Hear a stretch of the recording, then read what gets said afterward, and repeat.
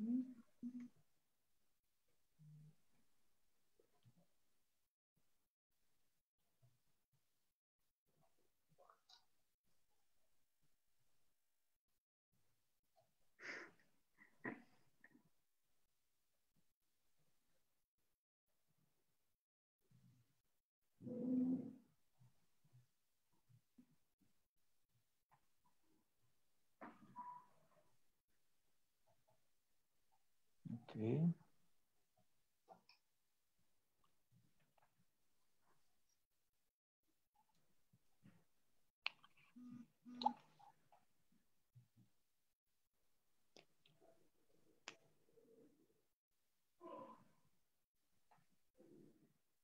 הנה, אנשים מצטרפים. Oui, זה קופץ כבר. כן.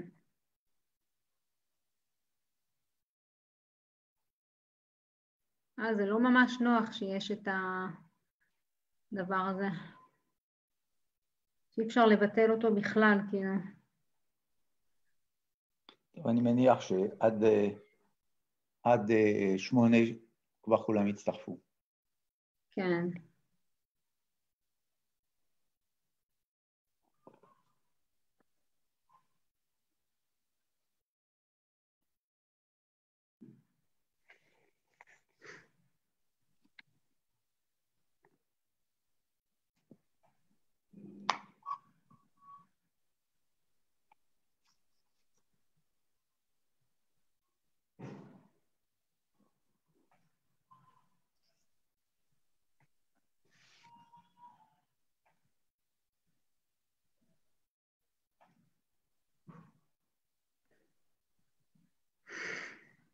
Gérard.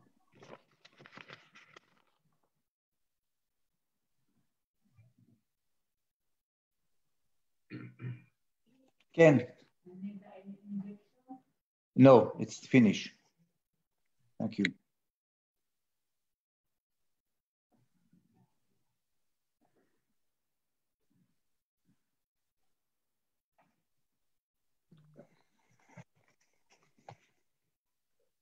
Donc, nous allons commencer dans 1 minute.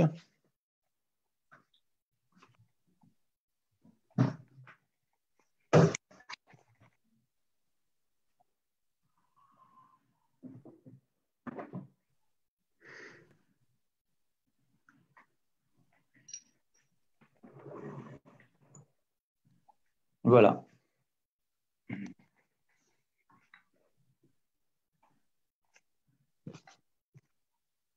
Erev Tov Lekoulam, bonsoir à tous et merci d'être aussi nombreux pour cette conférence que nous avons ce soir avec notre ami Shlomo Balzan que nous allons présenter dans quelques minutes. Alors, le prétexte de notre conférence ce soir, c'est effectivement l'ouverture mardi prochain du 38e congrès sioniste. À ceci de particulier que ce congrès sioniste sera pour la première fois dans l'histoire du sionisme un congrès virtuel, par Zoom lui aussi. Et voilà, donc nous continuons cette vie en Zoom, j'allais dire cette vie informelle et virtuelle que nous avons commencé il y a déjà de nombreux mois. Israël sort en début de semaine prochaine du confinement et la France probablement est en train d'y rentrer à petits pas. Alors, je ne peux pas me permettre de présenter notre conférencier ce soir. Moi, j'ai le plaisir de bien connaître sa vie puisque j'ai lu un livre qui s'appelle La Baume et la licorne, qui est à peu près l'histoire de toute sa famille, une histoire fantastique. Donc, la vie de Shlomo Balzan n'a pas encore été écrite, mais je pense que nous avons encore de bonnes années devant nous. Donc, moi, je dirais que Shlomo est un maître en éducation informelle. Et je ne sais pas d'ailleurs si... je crois que l'éducation informelle, c'est beaucoup plus que l'éducation formelle. C'est un éducateur né, un formateur, que toute personne qui est issue du mouvement de Genèse, de l'activité juive communautaire a connu. C'est un guide expert pour l'Europe de l'Est. Évidemment, c'est un spécialiste du monde aussi de la Shoah et de l'Holocauste. Et surtout un militant à vie de la cause du peuple juif. Je crois que tout ne peut pas être dit sur ce qu'il a fait, mais enfin, nous savons en grande partie qu'il a consacré sa vie et qu'il consacre encore sa vie à cette cause qui est notre raison de vivre à tous. Et donc ce soir, nous avons fait appel à ses connaissances historiques, à son amour du sionisme aussi, pour donc, à l'occasion de ce 38e congrès sioniste, nous parler un petit peu des traces de Théodore Herzl. Théodore Herzl, une personne qui n'a pas vécu de longues années, mais qui a été un déclencheur très important d'un mouvement et d'un des rares mouvements, d'un des rares ismes, j'allais dire, du 19e et du 20e siècle qui est encore très actif et qui est en pleine réalisation, c'est le sionisme. Et voilà, donc je remercie évidemment les organisateurs de cette soirée, avant tout la directrice des programmes à Paris, Yasmine Mannheim, qui organise et qui vous donnera tout à l'heure la suite de notre programme pour dimanche, Naftali Lévy, notre co-organisateur du département des activités sionistes de l'Organisation sioniste mondiale. Et je veux vous dire, et vous êtes nombreux ce soir, et donc c'est la raison pour laquelle nous ne pouvons pas ouvrir le microphone. Vous avez une petite rubrique qui s'appelle Chat en bas au milieu de votre écran. Et donc je vous propose, je vous conseille, tout au long de la présentation de Shlomo, de nous mettre vos remarques, vos questions, vos questionnements, tout ce qui vous passe par la tête, évidemment, tout au long de la conférence ou bien à la fin de la présentation, nous pourrons transmettre ces questions à notre intervenant. Je vous remercie encore une fois et je passe la parole à Shlomo. Toda Rabba. Merci David, shalom à tous et bonne santé. Et beaucoup de livres ont été écrits sur la vie de Théodore Herzl. Il y en a un qui m'a particulièrement interpellé, c'est un des derniers livres écrits il y a quelques années par Georges Weiss, qui était un enfant caché en France pendant la Shoah. Georges Weiss, et il y a quelques années, il est médecin en Israël, à Jérusalem, et il s'est étonné que dans beaucoup de livres d'histoire, on présente Herzl comme un juif assimilé qui a découvert son judaïsme par l'affaire Dreyfus. Et il a dit, il y a quelque chose qui cloche, quoi. Il y a un juif assimilé complètement qui, tout d'un coup, redécouvre son judaïsme. Et il a écrit un livre qui s'appelle Théodore Herzl, une nouvelle lecture, qu'on voit ici à l'écran, et dont je vais citer pas mal de passages. Georges Weiss s'est posé une question. Alors, c'est qui le vrai Herzl? Comment il a évolué? Alors, j'espère que ça va marcher. Tout commence à Budapest. Herzl naît dans une famille juive à Budapest, lui et sa sœur Claudine. Et il habite à Budapest avec ses parents Jacob et Jeannette. Et ils habitent la maison qui est juste à côté de la plus grande synagogue de Budapest, d'Ohani, qui est une très très belle synagogue, ceux qui connaissent, 3500 places. Je crois que c'est la deuxième synagogue la plus grande au monde. C'est là-bas qu'il va faire sa bar mitzvah. Et il y a une plaque aujourd'hui qui montre où il est né. Budapest, c'est une ville très très belle. Et il va grandir à Budapest, mais on va voir qu'il va grandir au début comme un petit enfant juif jusqu'au lycée, mais même après, il va grandir comme un petit enfant juif. En effet, il a des racines en Serbie, dans le petit village, le petit shtetl de Zemlin. Aujourd'hui, ça s'appelle Zemun. En Serbie, il y a encore une synagogue qu'on voit, qui était la même à cette époque-là. Il y a la tombe de la grand-mère de Herzl, Rivka Herzl, et surtout, le grand-père de Herzl, de Rivka, était un copain, a connu le rabbin Alcalay, dont on voit le bouquin à droite. Le rabbin Alcalay est un des premiers rabbins au milieu du 19e siècle, un peu avant la naissance de Herzl, qui appelle les Juifs à retourner sur la terre d'Israël.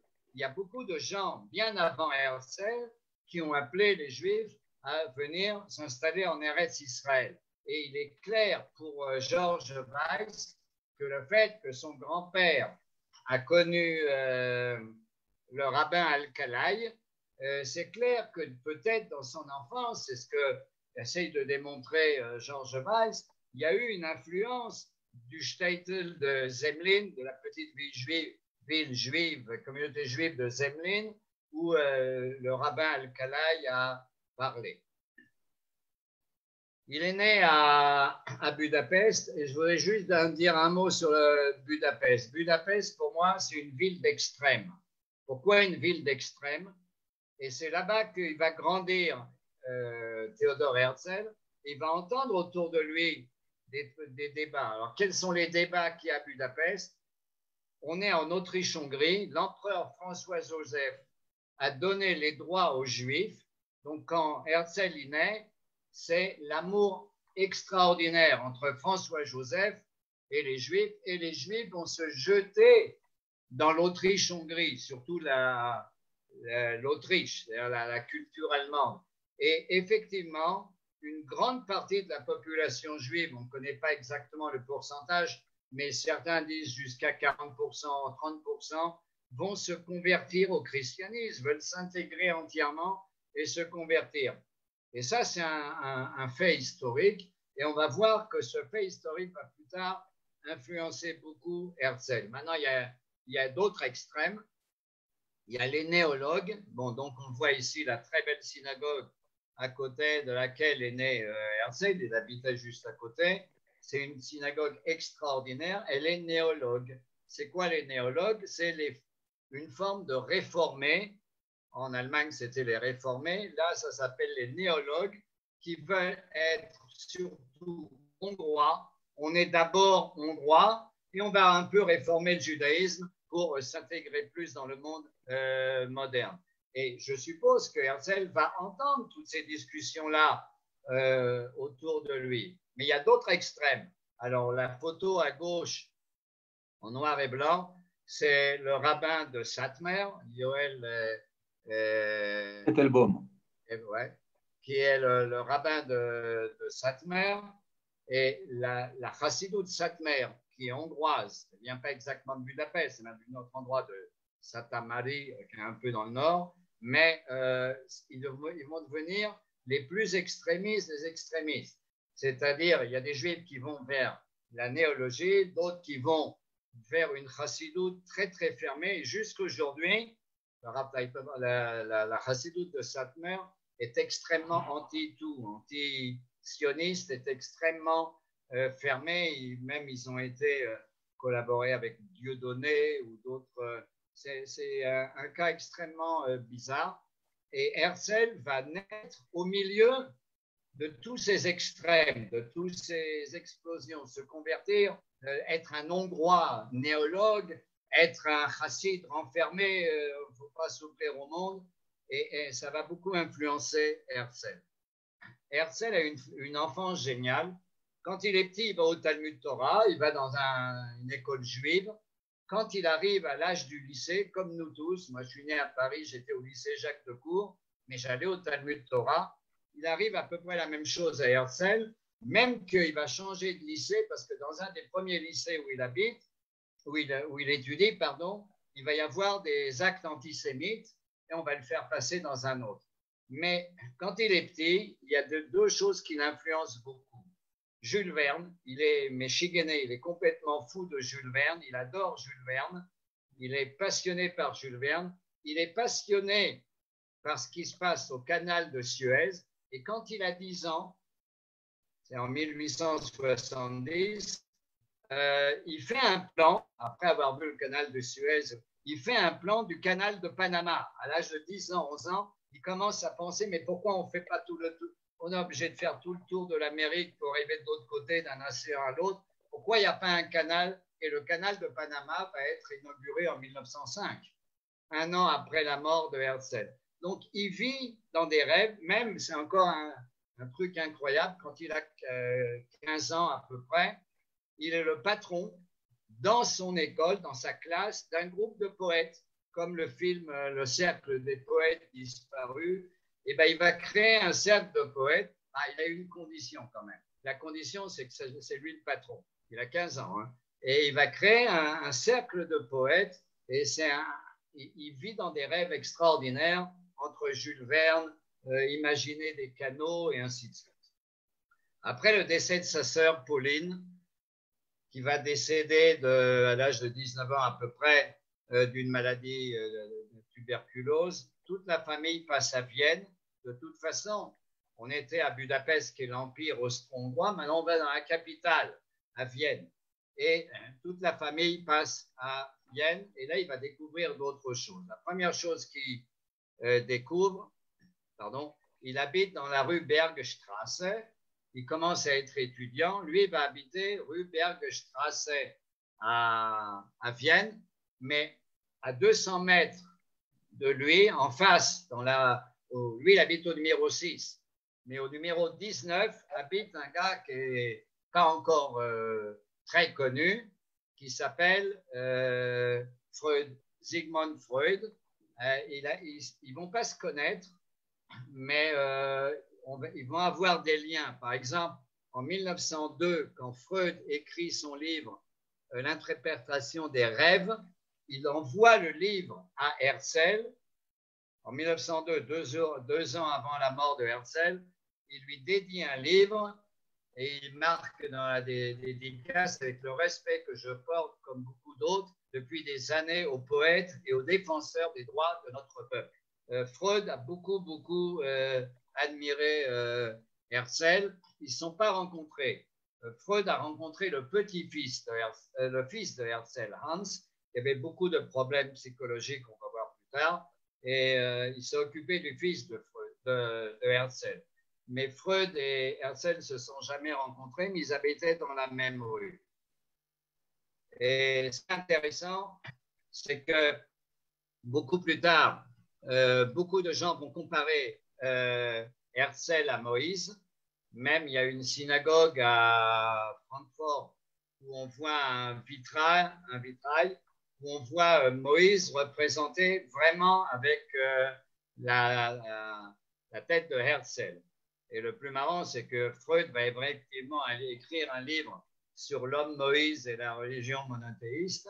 Et les comparaisons entre Herzl et Moïse vont revenir très souvent.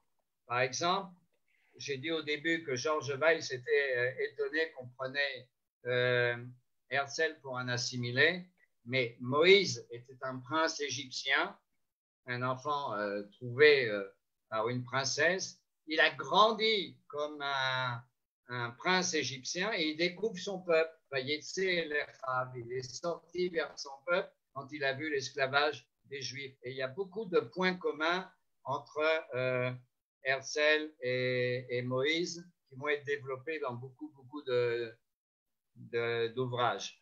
À Vienne, il est coincé entre beaucoup de choses qui se passent autour de lui.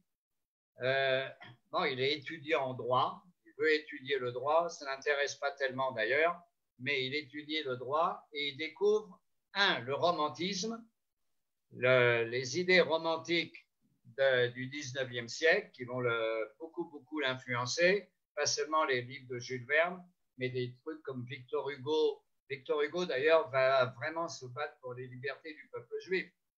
Victor Hugo va créer un comité d'action pour les Juifs persécutés en Russie tsariste. C'est incroyable.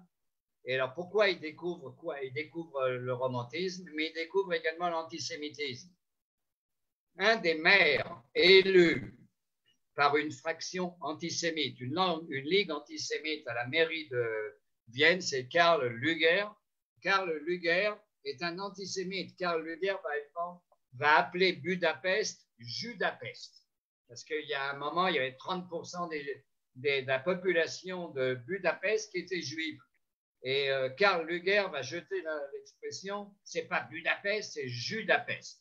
C'est un antisémite, il a encore des rues et des statues, mais Herzl va découvrir, quand il est étudiant, Eugène Düring, la question juive. Alors Eugène Düring, c'est le grand idéologue de l'antisémitisme qui va servir de base ensuite aux nazis, et il va le lire. C'est-à-dire qu'il est dans le coup, il découvre l'antisémitisme, il est au courant de l'antisémitisme, il a des racines juives, il a entendu parler. Bon, il n'est pas juif orthodoxe qui tient toutes les mitzvot, mais c'est un juif normal, entre guillemets, mais il voudrait vraiment s'intégrer dans la culture viennoise, dans la grande culture allemande. Il est un étudiant engagé, il appartient à un groupe d'étudiants, ce n'est pas un groupe juif, hein, c'est un groupe qui s'appelle Albia, qui est pour glorifier la culture de langue allemande. Personne ne sait que la langue allemande va bientôt s'écrouler dans un nouveau langage nazi, mais au début, il est dans Albia et on lui donne même un surnom, et le surnom qui est choisi sans doute par les membres de Albia pour lui, parce qu'on a des surnoms, c'est un groupe d'étudiants on a un nouveau nom, alors il s'appelle Tancred. On lui donne le nom de Tancred. Qui était Tancred? Un des chefs des croisés qui libèrent Jérusalem. Alors c'est bizarre, est-ce que c'est lui qui a choisi? Est-ce qu'on lui a donné? Georges Weiss dit qu'on ne sait pas, on n'a pas trouvé de source, mais il y a un truc qui l'influe beaucoup. Et il dit comme ça, il y a beaucoup d'antisémitisme. Il va quitter Albia à cause de l'antisémitisme parce que Albia va faire une soirée pour Wagner, qui était extrêmement antisémite. Et lui, il dit, il y a une solution contre l'antisémitisme. Il faut provoquer en duel, ça c'est une idée romantique, on va provoquer en duel des antisémites et on va se battre avec eux. Alors, il y a un Français qui va prendre ça, un officier français de l'armée française, s'appelle Mayer, qui va prendre l'idée, qui va provoquer en duel un officier antisémite de l'armée française. Malheureusement, Mayer va être abattu pendant ce duel. Il y aura un énorme enterrement. Mais il voit les choses d'une façon très bizarre. Un duel va rendre l'honneur du peuple juif. Se battre en duel. Et il vit encore dans un univers très juif, très romantique. Et alors, son modèle à cette époque-là, il en parle beaucoup dans son journal, c'est Benjamin Disraeli. Benjamin Disraeli, maintenant, pourquoi ça va être son modèle? Pas en tant que juif, mais en tant que juif international. Il joue un rôle dans la scène internationale. Maintenant, il ne s'intéresse pas aux études de droit, il s'intéresse à l'écriture et il va se jeter sur le théâtre. Maintenant, il faut bien comprendre que Herzl, c'est un homme de show, de présentation. Et il va écrire des pièces, il va écrire 11 pièces de théâtre. Et une des pièces qui vient d'être traduite en français il n'y a pas longtemps, qui s'appelle Le Nouveau Ghetto, ça c'est incroyable, bien avant l'affaire Dreyfus, il met en place une pièce de théâtre dans laquelle il y a eu 7 ou 8 personnages. Alors c'est qui les personnages? Il y a un juif qui veut se convertir, il y a un juif qui ne sait pas comment régler tout le problème des juifs et qui va se suicider, il y a un rabbin. Il fait tout un débat sur scène de tous les problèmes qu'ont les juifs dans une recherche d'identité. Et dans le Nouveau Ghetto, dans le dialogue, on demande à celui qui veut se convertir, mais pourquoi tu veux te convertir? Et le personnage dit, si je me convertis au christianisme, il n'y a plus de problème juif, il n'y a plus rien. Et dans son journal, Herzl va beaucoup parler de ça, que peut-être effectivement, on laisse tout tomber, allez, on se convertit, c'est peut-être la solution. Et il décrit une scène comme quoi tous les juifs de Vienne vont aller à l'église Saint-Stéphane à Vienne et tout le monde va se convertir. Évidemment, il faut le lire en deuxième lecture, pas au deuxième degré. Et il parle d'une façon ironique, quoi. Vous pensez vraiment que c'est une solution d'aller tous se convertir et on va faire ça? Et des pièces de théâtre vont être jouées même à Vienne, mais il ne va pas avoir un grand succès. La critique va être donc, il va moins écrire pour le théâtre. Par contre, il va se jeter, comme il écrit pas mal non plus, le journal, la Neue Freie Presse à Vienne, qui est un des plus grands journaux du monde à cette époque-là, comme le Time Magazine aujourd'hui, va lui demander, toi, tu écris bien, tu présentes bien, tu vas être journaliste, et il va commencer à écrire et écrire. Il va être très connu comme journaliste de la Neue Freie Presse, et on l'envoie à Paris. Alors à Paris, c'est incroyable, il va habiter rue Monceau, au 8 rue Monceau, en face du musée qui est aujourd'hui Nissim de Camondo. Il va habiter là-bas à rue Monceau, mais alors là, il va se la jouer. Herzl va se la jouer et il devient un journaliste et à Paris, il fait partie de tous les salons. Il connaît tout le monde et tout le monde le connaît. Il connaît Rodin, il connaît Dumas, Alexandre Dumas fils, il connaît Zola, il connaît Jaurès, il connaît Poincaré, il connaît Proust, il connaît même Alphonse Daudet, qui va lui donner beaucoup de conseils, bien que Alphonse Daudet soit un peu antisémite sous les bords. Et il va à la synagogue. Quelle synagogue? Alors, il n'y va pas tous les jours, hein, il ne va pas au Minyan tous les jours, mais il va à la synagogue, rue de la Victoire, mais il est impressionné par une pièce de théâtre bien avant les événements qu'on va voir, qui est de Alexandre Dumas fils, qui s'appelle La femme de Claude. Et dans la pièce de théâtre La femme de Claude, Alexandre Dumas fils fait intervenir des Juifs, parle également d'antisémitisme, et il fait une idée, peut-être qu'un jour les Juifs reviendront dans leur patrie ancestrale. Et cet Alexandre Dumas fils va avoir également une influence sur Herzl. On parle du retour sur la terre d'Israël. Il n'en est pas encore là, mais on va voir comment petit à petit, il est dans une bouilloire et petit à petit, les idées commencent à... Alors arrive l'affaire Dreyfus. Ce qui a impressionné le plus Herzl dans l'affaire Dreyfus, ce n'est pas l'affaire Dreyfus. Bien sûr, l'affaire Dreyfus est importante, le fait qu'il soit innocent, qu'on dénonce un juif innocent, mais il est surpris de l'explosion antisémite autour de l'affaire Dreyfus.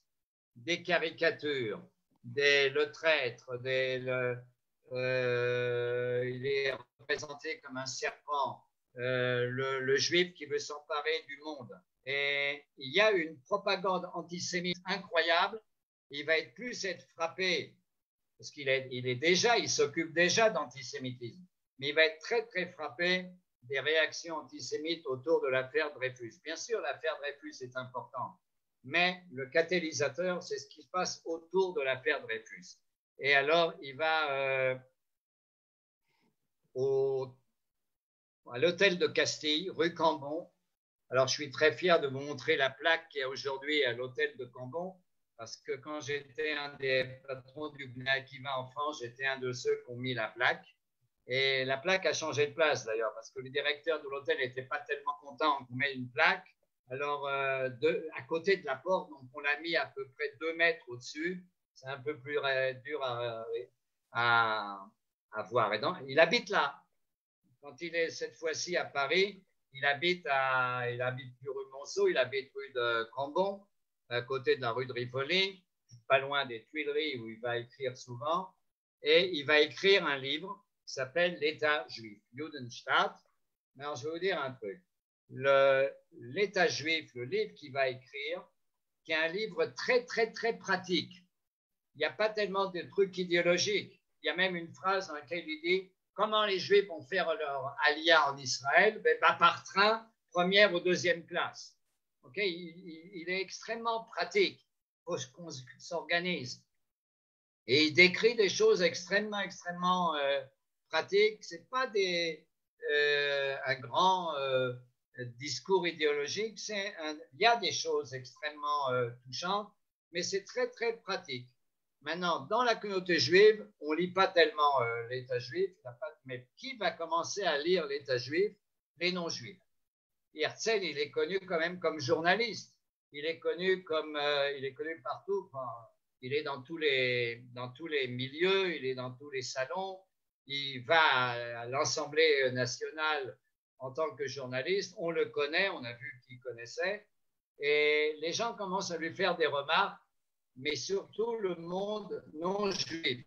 Et le monde juif, il n'y a pas une réaction énorme. La réaction va venir petit à petit dans le monde juif. Et alors, il va commencer à courir et à courir et à courir. Il va voir Hirsch, le baron Hirsch, il va voir Rothschild, il va voir des rabbins, et il court de pays en pays. Il ne voit plus sa famille, on va en parler tout à l'heure, et il organise le premier congrès sioniste à Bâle en 1897. Mais le premier congrès sioniste à Bâle, alors c'est très émouvant, extrêmement émouvant. Un de ses premiers discours, c'est « Nous revenons à la maison ». Nous revenons à la maison. Mais il n'est pas le premier à avoir dit ça, il y a d'autres qui ont dit ça avant lui. Mais le fait qu'il le dit, et la façon dont il va le dire va avoir un effet incroyable. Pourquoi? Parce qu'il oblige tous les délégués, il y a 206 délégués venant de 16 pays. Il faut bien comprendre que organisé en 1897, alors qu'il n'y a pas de téléphone et qu'il n'y a pas de WhatsApp, organisé que des gens viennent de 16 pays, 206 délégués de 16 pays vont venir se réunir à Bâle, c'est extraordinaire. Mais il oblige les gens, et ça, il va mettre il va taper sur la table, on est obligé de venir en queue de pie, en costard, en costume, avec une cravate blanche, bien habillé, avec des beaux chapeaux, et il va inviter beaucoup de journalistes. Et ce premier congrès sioniste, qui va avoir un effet dans le monde juif, mais surtout sur le plan international. Et le programme de Bâle, c'est-à-dire on va décide de créer un État juif sur la terre d'Israël, qui est à ce moment-là l'Empire ottoman, il n'y a pas encore le mot Palestine d'ailleurs, ça va venir petit à petit, et il oblige les gens. Maintenant, pourquoi? Et Dr. Sim Epstein, l'historien, dit ça, il savait faire. Ça, c'est un show. Alors, dans le casino, en fait, c'est un théâtre qui s'appelle le Casino, que j'ai visité et que je fais visiter avec des groupes. C'est très émouvant d'être là-bas. Il va créer l'organisation sioniste mondiale et le programme de Bâle. On va trouver un moyen pour. Mais le point est le point international. Le point est dire que maintenant, on ne va pas rester entre nous, à discuter entre nous, Roveve Tzion, tel parti, tel truc, telle sorte de juif. Non, il faut être enfin sur la scène internationale. Il y a un point très émouvant, là c'est la synagogue de Bâle. Juste avant le congrès, il y a un Shabbat, et il va à la synagogue Shabbat, il va monter à la Torah, et il va dire dans son journal qu'il a eu plus peur. Il a répété dans sa tête les brachot, les bénédictions qu'on fait quand on monte à la Torah. Il avait plus peur, il était plus ému de monter à la Torah, à la synagogue de Bâle, que de parler au premier discours où vraiment c'était très, très émouvant. Alors, quand j'ai dit en quoi il est spécial Herzl, il y a plein d'autres gens. Pinsker a écrit Auto-émancipation. Il n'avait pas lu Herzl. Il a écrit bien avant Auto-émancipation. Et Herzl a dit, si j'avais lu, je n'aurais pas écrit l'État juif. Et il y a plein de groupes qui vont s'appeler plus tard le Mizrahi, il y a Ahad Ha'am, Jabotinsky va créer bien après. Et il y a Borokhov. Jabotinsky va être un des derniers, va rencontrer un des derniers congrès, mais Jabotinsky va créer ce qu'on appelle les révisionnistes bien après, dans les années 1920. Alors pourquoi il est un peu déconnecté il y avait déjà des grands débats. En plus, ce qui va arriver, c'est que les deux grands partis qui vont apparaître au fur du temps, c'est le Mizrahi et le Tnuat Avoda, c'est-à-dire la gauche socialiste autour de Borokhov et le Mizrahi autour du Rav Reines et plus tard du Rav Kook. Alors, qu'est-ce que la spécialité de Herzl? La spécialité de Herzl était, très vrai, il faut sortir de la boîte pour être sur la scène internationale. Et ce que lui, il tape sur la table, et Jabotinsky et Begin vont adopter ça beaucoup plus tard, c'est la charte internationale. Il faut être reconnu du point de vue international, pas seulement s'occuper entre nous. Maintenant, il y a autre chose. C'est Dr. Sim Epstein parle de ça, qu'il y avait le sionisme pratique. C'est quoi le sionisme pratique? Aller faire une moshava, un kibbutz, encore s'installer en Eretz Israël, créer encore un petit village, faire venir encore un petit groupe. Ça, il reconnaît que c'est bien, mais il faut être sur la scène internationale. Et il voyage, et il voyage, et il voyage. Alors, on va voir Paris, Londres, Bâle, Vienne, Constantinople. On va voir un peu tous les voyages qu'il va faire, il n'arrête pas de bouger, il ne voit pas ni sa femme ni ses enfants, ça va lui coûter cher. Il rencontre les grands. Alors ça, c'est un des points les plus essentiels. Qu'est-ce qui lui donne la force? Lui, qui n'est rien du tout en fait, qui vient de débarquer en gros dans la politique juive, qu'est-ce qui lui donne la force d'aller rencontrer tous les grands et pourquoi les grands le rencontrent?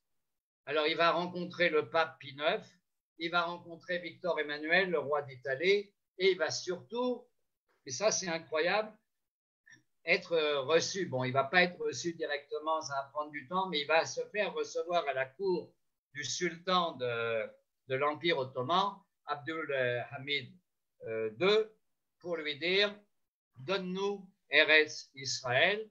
Et il dit une phrase incroyable. Ça paraît incroyable. Écoute, moi, je suis l'organisation sioniste, on va te payer toutes les dettes, tout le déficit qu'a l'Empire ottoman, nous, les Juifs, on va payer. Un culot incroyable, mais c'est un show. Il s'est présenté, journaliste, homme de théâtre, et tout est présenté comme vraiment une scène de théâtre incroyable. Il rencontre des gens célèbres, il va rencontrer Georges Clemenceau, qui va dire de lui, de Herzl, c'était un homme de génie, à ne pas confondre avec un homme de talent. C'est-à-dire, un homme de talent, il y en a plein qui savent faire telle chose. Mais un homme de génie extraordinaire, ça c'est ce que dit Georges Clemenceau. C'est-à-dire qu'on a un Herzl c'est pas Nahum, c'est pas Sokolov, c'est pas Ahadam, c'est pas les autres, c'est autre chose. Et il a un culot incroyable. Il représente qui en fait? Alors après le premier congrès sioniste, il y a une organisation sioniste mondiale qui peut dire qu'il représente le peuple juif. Mais est-ce que vraiment il représente le peuple juif? Eh bien, il est reçu chez tout le monde comme le représentant du peuple juif, y compris, c'est ce qui va tout changer, par l'Angleterre. Alors, en 1898, il vient enfin visiter la terre d'Israël. Il va rester 10 jours, seulement 10 jours en Israël. Alors, pourquoi il vient en Israël? Il ne vient pas d'ailleurs en Israël pour visiter. Il va visiter parce qu'il est venu. Alors, pourquoi il est venu? Il est venu parce que l'empereur d'Allemagne, Guillaume II, il l'a rencontré à Constantinople. C'est incroyable, il a rencontré l'empereur d'Allemagne à Constantinople, il lui a parlé, il lui a dit qu'il parlait avec le sultan et que peut-être que ça serait bien d'arranger tout ça. Et Guillaume lui parle et lui dit, tu sais quoi? Après Constantinople, moi, Guillaume, empereur d'Allemagne, je vais voir les Allemands qui sont les Templiers, ce qu'on appelle ceux qui sont installés en Israël, sur la terre d'Israël. Ben viens, on se rencontrera à Jérusalem. Et Herzl va venir en Israël. Et il va rester 10 jours. Maintenant, la photo à droite où il rencontre l'empereur Guillaume est un Photoshop. Okay? C'est un montage parce que ça n'avait pas bien marché. Donc, ils ont pris une photo d'Herzl, une photo de l'empereur Guillaume et on a refait un montage bien après. Mais il rencontre Guillaume. C'est incroyable.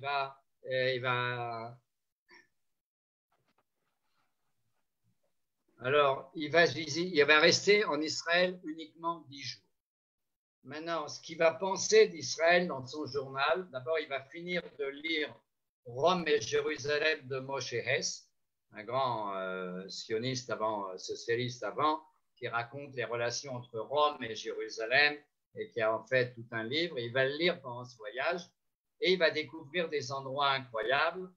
Il va parler beaucoup de la vue du mont des Oliviers, de la vue de la citadelle de David, Migdal David, dans la vieille ville de Jérusalem, et il va parler du Kotel. Le Kotel, à ce moment-là, le mur des lamentations, c'est une toute petite ruelle, nauséabonde, et Herzl, il ne va pas raconter ce qu'il voit, il va raconter ce qu'il doit être, ce qu'il voit dans l'avenir. Alors, il est à côté du Kotel, il est ému, mais il est surtout gêné par l'odeur nauséabonde qu'il y a. Il dit là, on va détruire, on va construire des égouts, et là, on va enlever tout le chouk là, un peu bizarre derrière qui est nauséabond, et on va créer des bâtiments d'habitation pour la population ouvrière juive. C'est-à-dire que quand ils voient Jérusalem, ils ne voient pas Jérusalem, ils voient Jérusalem dans l'avenir. Il va être dans 3 endroits où il va découvrir les Chalutzim. Il va visiter Nes Sioná, Rishon LeZion et Rehovot. Donc j'ai mis des photos plus ou moins anciennes. Et c'est vrai qu'il va être emballé, il va être ému. Mais il va dire, mais il faudrait construire comme ça, comme ça, comme ça. Et là, ça doit être... Et il décrit l'avenir. C'est-à-dire que dans son journal, il ne va pas seulement décrire ce qu'il voit, mais il décrit ce qui doit être. Et ça, c'est incroyable. C'est incroyable. Notamment, il va écrire en 1902 un roman prophétique qui s'appelle Alt Neuland, le pays ancien nouveau. Alors là, c'est clair que Jules Verne l'a complètement transformé. Le livre va être traduit en hébreu, il va être traduit en yiddish, ce qui est important parce que s'il a été traduit en yiddish, c'est-à-dire que Herzl commence à intéresser beaucoup de gens. Le nom de Herzl commence, on va voir pourquoi, commence à être répandu un peu partout. Le livre va s'appeler en hébreu Tel Aviv, et quand on va vraiment créer Tel Aviv, au début ça s'appelle Ahuzat Bait, en 1909, eh bien on va l'appeler, d'après le livre de Herzl, Tel Aviv. Bon, le livre raconte l'histoire de 2 personnages, un qui est complètement désespéré, qui dit j'en ai marre, un juif qui dit j'en ai marre de l'antisémitisme, de tout, je vais dans une île déserte. Et se joint à lui un non-juif qui est misanthrope, qui déteste l'humanité, et il n'y a rien à sortir. Mais alors, ils prennent le bateau, ils passent par la Palestine, enfin, par Eretz Israël, et ils visitent, et là, il décrit ce que lui, Herzl, il a vu.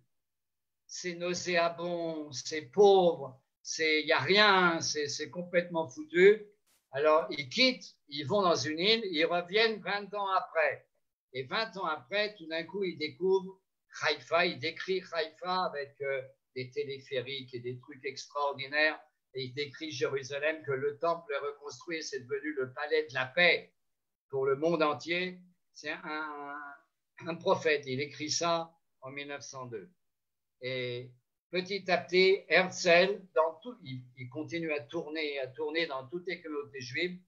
Et là, je peux vous dire, quand il arrive à Sofia en Bulgarie, et quand il va arriver à Vilna, dont je vais parler maintenant, il est reçu quasiment comme le Messie. Les communautés juives, Herzl vient, des milliers de juifs, petit à petit, le nom de Herzl est connu de plus en plus, à cause pas seulement de la presse juive, mais également de la presse internationale. Il y a un monsieur Herzl qui rencontre tout le monde, qui est reçu par le pape. Et quand Herzl est reçu par le pape, il refuse le protocole. Quand tu viens voir le pape, on lui dit tu dois te prosterner, c'est-à-dire baisser la tête devant le pape et lui baiser la main. Et Herzl refuse de faire ça. Il reste debout face au pape, il ne se prosterne pas, il lui laisse pas la main et il le dira plus tard que quand il a fait ça, il a pensé au roman Rome et Jérusalem de Moshe Hess. Ah, tu vois, Rome, un jour vous étiez notre patron, ben voilà, maintenant je me tiens devant toi, égal à égal, et je me tiens debout. Il arrive à Vilna en 1903, un an avant sa mort, et il va monter sur le balcon qui est là aujourd'hui. J'amène beaucoup de groupes là-bas, il y a une plaque où il y a marqué que sur ce balcon, Herzl a parlé à la population juive de Vilna, il a accueilli comme le Mashiach. Maintenant, pourquoi il est venu à Vilna? Il est venu à Vilna pour rencontrer les dirigeants russes du tsar. Pourquoi? Parce qu'en 1903, la même année, il y a le fameux pogrom de Kishinev qui va déclencher chez beaucoup de gens. Bialik a écrit un poème terrible sur le pogrom de Kishinev, mais Herzl vient proposer au tsar, enfin, au ministre du tsar, l'émigration.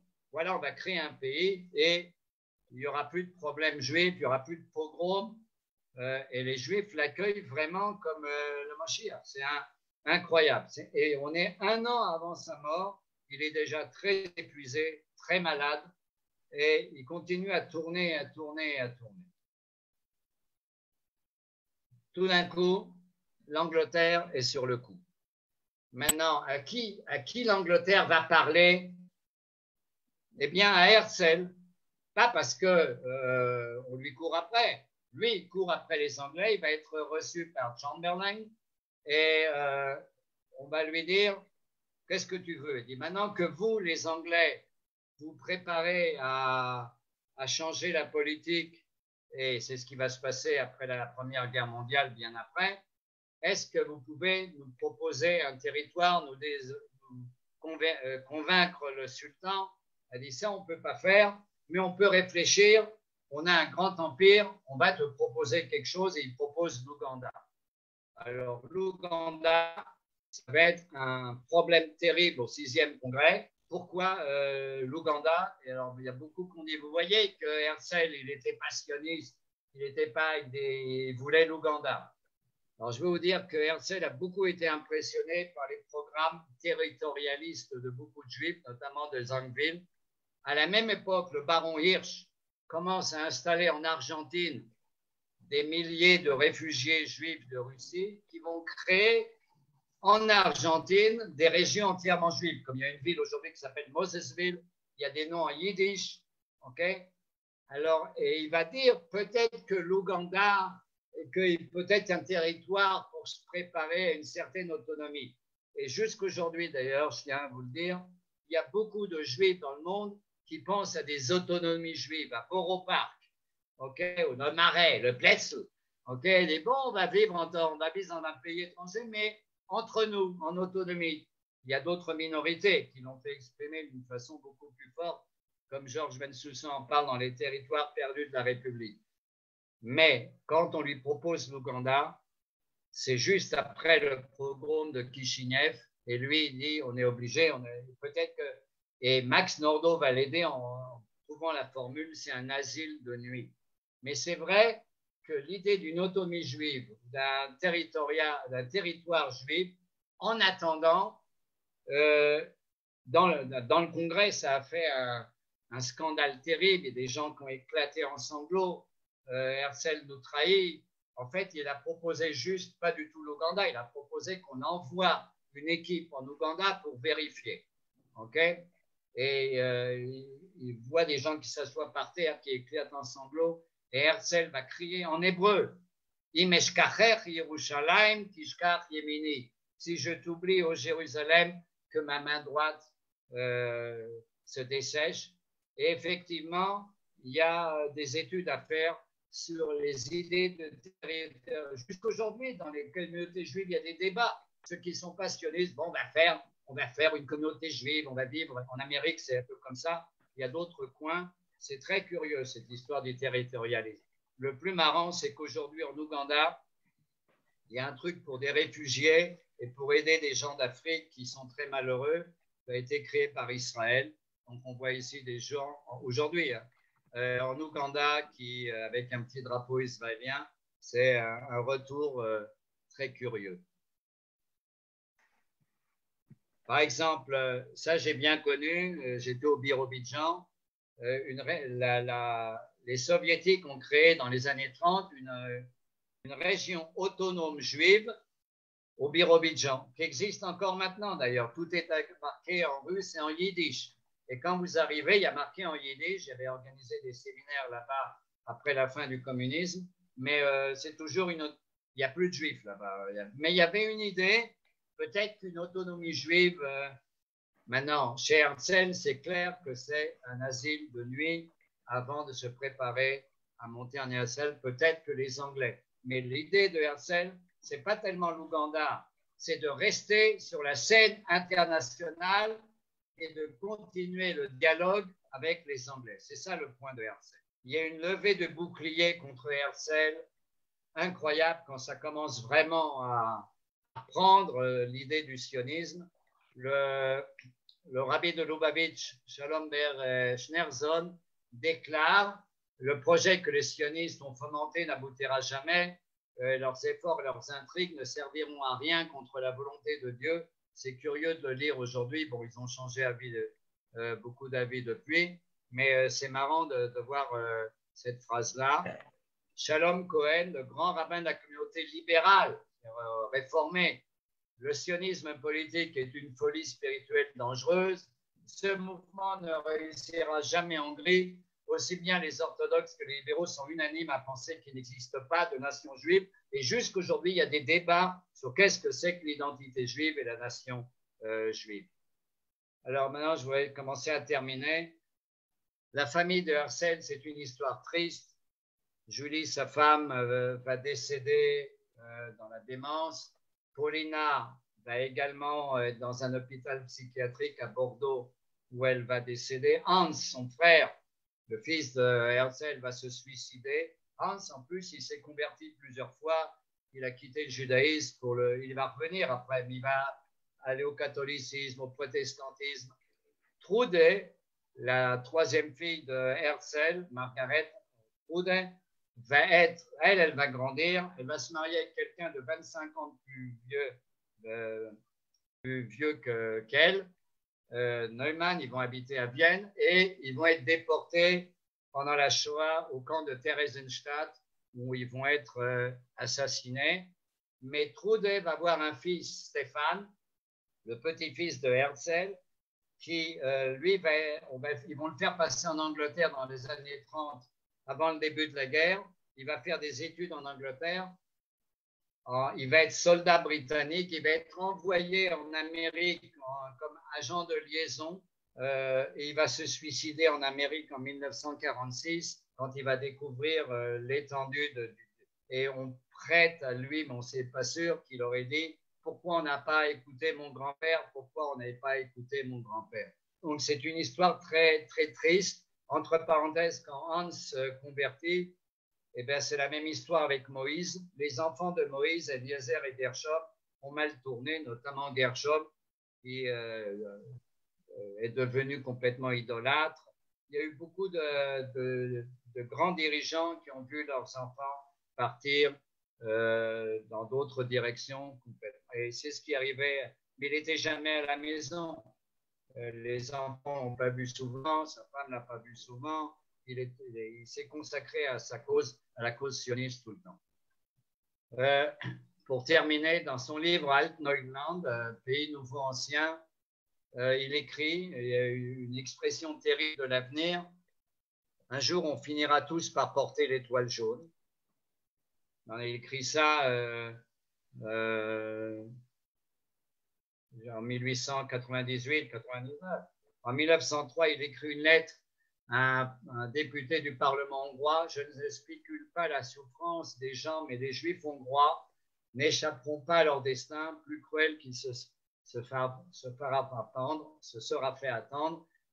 Il n'y a pas d'abri contre la haine d'Israël. C'est incroyable ces phrases prophétiques. Et aujourd'hui, à Budapest, le long du fleuve, le Danube, qu'on appelle le beau Danube bleu, mais qui est devenu le grand Danube rouge, des milliers et des milliers de Juifs ont été massacrés dans le Danube. Par balles, on les a fusillés. Et aujourd'hui, si vous allez à Budapest, le long du quai, il y a encore des milliers de chaussures qui représentent les Juifs qui ont été assassinés. Herzl était vraiment un côté prophétique. En mars 1897, quand des listes antisémites remportent des élections à la mairie de Vienne, il écrit en réalité, je suis moi-même réellement angoissé à l'idée que les Juifs de Vienne adoptent mon programme avec retard. Ils n'auront peut-être plus la liberté de mouvement politique, peut-être pas la liberté de mouvement du tout court, aussi bien des personnes que des biens pour rêver à Sion. Il écrit ça en 1897 et évidemment, après l'Anschluss et l'occupation nazie, la moitié des Juifs morts à Auschwitz viennent de Hongrie. C'est incroyable. Évidemment, le judaïsme, à 85%, les Juifs allemands et autrichiens ont été déportés. Bon, c'est dommage de terminer sur cette note un petit peu triste, Shlomo, mais enfin… J'ai encore deux trucs à dire, s'il te plaît. Vas-y, bien sûr.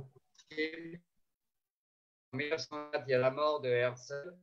Des milliers de gens, c'est ce que décrit Stefan Zweig, assistent à l'enterrement de Herzl. qui viennent de tous les pays du monde. Ces cendres sont transférées en 1949 au mont Herzl, mais regardez, le cercueil est enveloppé d'une parochet, une espèce de tapis. Qui a fait ce tapis-là? En 1936, il y avait un plan d'enterrer Herzl en Israël, mais en 1936, il y avait la grande révolte arabe, quand même le balagan, on n'a pas pu. Donc, il a été enterré qu'en 1949. Mais celui qui a fait, c'est Arthur Weiss, celui qui a fait cette œuvre, cette parochet, ce tapis qui enveloppe le tombeau de Herzl, c'est Arthur Weiss, le père de George Weiss, déporté. Lui, il était autrichien, graphiste, c'est lui qui a fait ça, un artiste. Il s'est enfui en France à cause de l'Anschluss. Il a été déporté à Pithiviers par le convoi numéro 6, et c'est son fils qui... Alors là, il est enterré à Herzl. Toute sa famille est enterrée à côté de... Ils ont emmené tous les cendres de sa famille, même son petit-fils Stéphane, au mont Herzl. Tout le monde est enterré au mont Herzl. Et je terminerai maintenant encore 2 minutes, s'il te plaît. Il y a beaucoup de rues Herzl. Il y a beaucoup de choses autour de Herzl, un billet de banque. Mais comment on va définir Herzl? Et Herzl est défini partout comme José Amedina, le visionnaire. Et effectivement, c'était un visionnaire. C'était un visionnaire. Il est défini comme José Amedina. Et ma dernière phrase, je consacre cette conférence en souvenir de mon ami qui était avec moi à l'armée en Israël, Michael Bar-Tzvi, qui nous a quittés. Michael Bar-Tzvi était très actif. Et Michael Bar-Tzvi a parlé de ce que c'est qu'un dirigeant. Il dit un vrai dirigeant, c'est quelqu'un qui unit les 4 mousquetaires. C'est qui les 4 mousquetaires? Logos, la parole, pathos, l'émotion, les sentiments, ethos, la réalité, être dans le coup, et mythos, la mémoire collective d'un peuple, les mythes d'un peuple, la mémoire collective. Et Michael Bar-Tzvi, je me rappelle, il a dit Herzl a réussi à unir ces 4 mousquetaires. C'est lui, son point particulier, sa vision incroyable, c'est de réunir la parole, les sentiments, la réalité et la mémoire collective. Voilà, j'en ai terminé. Merci beaucoup. Je m'excuse d'avoir dépassé de quelques minutes mon temps. Non. C'est parfait, Shlomo. C'était passionnant. Ce n'est pas moi qui le dis, ce sont les réactions que tu verras tout à l'heure sur le chat. On a vraiment une soirée franco-israélienne ce soir, puisque je reconnais beaucoup de personnes et de Paris, de Nice, de Marseille, mais surtout aussi de Jérusalem, des gens qui nous accompagnent, qui sont fidèles. Je crois que c'est un témoignage très positif et très sympathique. Alors, il y a énormément de questions. On ne va pas tous les lire, mais enfin, une question qui s'impose malgré tout, puisqu'on est dans un public francophone.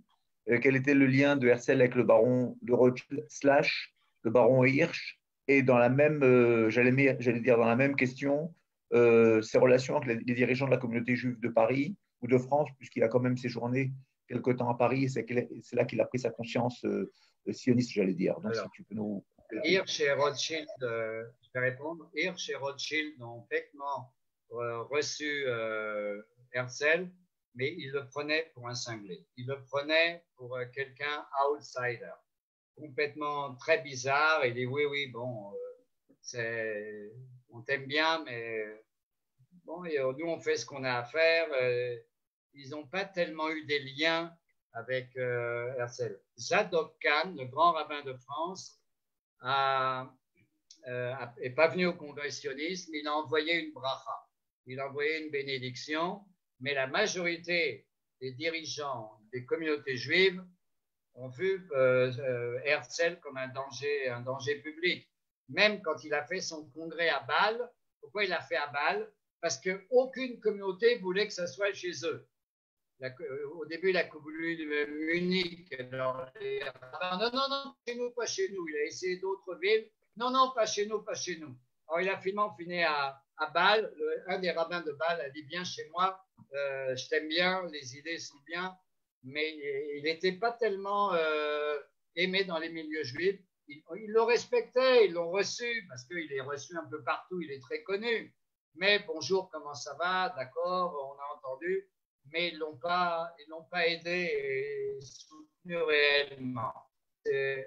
Bien que Rothschild a aidé le Yishuv en Eretz Israël, il a fait des choses en Israël, mais Herzl était pris comme un illuminé un peu bizarre.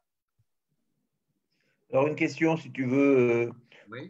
avec le mythe qui dure depuis très longtemps de savoir est-ce que mes leçons d'allemand de 4e et de 3e sont terminées. Der Judenstaat, c'est l'État juif ou l'État des Juifs?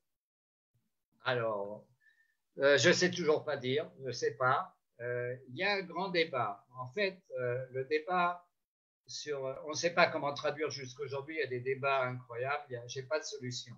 Par contre, quand il décrit l'État dans Judenstaat, il parle, bon, on va séparer la religion de l'État.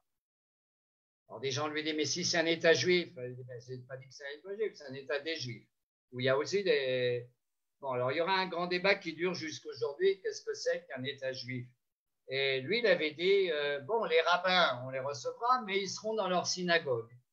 Lui, il pensait qu'il voit les choses d'une façon européenne, on va séparer la religion de l'État. En plus, ça c'est une chose, mais quand on lui dit quelle langue on va parler, alors il n'a pas pensé du tout à l'hébreu. Il dit, bon, peut-être qu'on parlera aussi l'hébreu, mais on parlera toutes les langues et qui sait commander un billet de train en hébreu? Il dit, et bon, Ben Yehuda va commencer à travailler fort pour moderniser l'hébreu, pour que peut-être que les sionistes, le Herzl, soient contents. Mais c'est très, très intéressant, c'est que jusqu'aujourd'hui, on ne sait pas comment le traduire. Dans sa tête, c'était pas clair. C'est-à-dire que la séparation de la synagogue et de l'État, quelle langue on veut parler, c'est peut-être un truc international. Ça, c'est vrai que c'est pas clair chez Herzl. Il y a des débats jusqu'aujourd'hui. Il était plus de sens-là, plus dans ce sens-là. Entre parenthèses, jusqu'aujourd'hui, à la Knesset, où on a le même débat. Est-ce que c'est Medina Yehudit, ve démocratique, ou bien est-ce que c'est Medinat Yehudim, Rak Yehudim? Bon, c'est des débats où chacun utilise des arguments dans un sens ou de l'autre. Je n'ai pas la réponse. Et Herzl n'avait pas de réponse très claire là-dessus. Il a posé le problème. Qu'est-ce qu'on va faire avec les rabbins? Qu'est-ce qu'on va faire là? Dans quelle langue on va parler? Alors, on peut lire au 2e degré qu'il a déclenché toutes les autoroutes de pensée jusqu'aujourd'hui. Alors, on dit que les grands dirigeants juifs l'ont rejeté. Finalement, où est-ce qu'il a fait le breaking point? C'est le sultan ottoman qui lui a donné une carte? C'est le pape? C'est qui finalement? Non, il est clair que ce que m'a dit Dr Simi Epstein, c'est que les autres l'ont regardé comme un bizarre. Bon, il y avait déjà des mouvements, les Chovevet Sion, les amants de Sion existaient bien avant. Il y avait déjà des premières implantations agricoles en Israël. Alors, qu'est-ce qui vient? Mais quand on a vu le charisme de Herzl, que Herzl est reconnu par tout le monde, qu'il a réussi à réunir des Juifs qui créent une organisation où tout le monde peut s'asseoir, ça c'est un génie. Donc tout le monde a vu que le côté chaud, le côté international, le fait que Herzl était un grand journaliste et très connu et reçu par tout le monde savait, il est copain de Rodin, il est copain de lui, il est copain d'Alexandre Dumas, Georges Chamberlain l'a vu, le pape l'a vu, tout le monde le reçoit. Bon, c'est un phénomène. C'est un phénomène. C'est la première fois où il y a quelqu'un qui danse sur la scène internationale. Et ça, c'est le breaking point. C'est-à-dire que, et Simi Epstein m'a dit qu'après le premier congrès sioniste, la presse internationale a fait de Herzl un héros. Il aurait eu le truc du Time Magazine.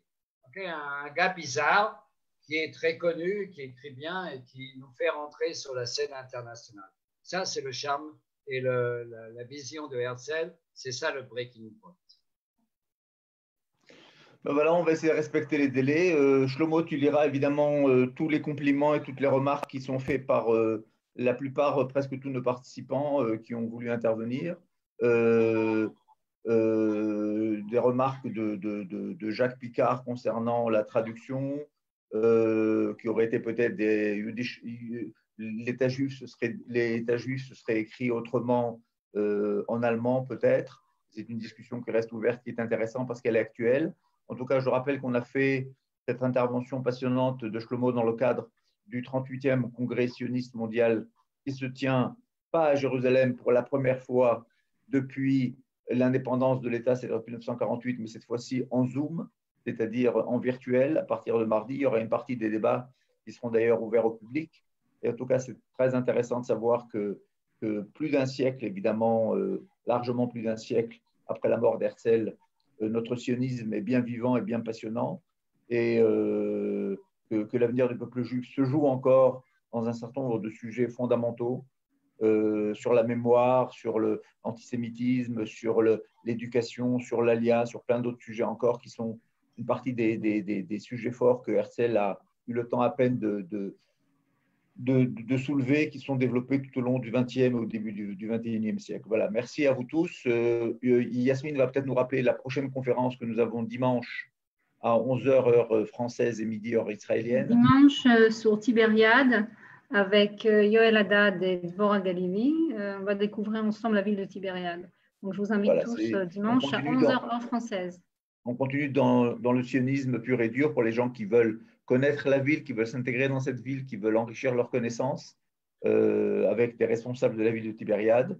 Et tout au long, évidemment, de cet automne, à raison probablement de 2 conférences par semaine, nous serons présents et vous pourrez nous suivre sur Facebook et sur notre chaîne YouTube. Merci à tous. Shabbat Shalom et surtout un grand merci Shabbat à tous vos Shalom. médecins.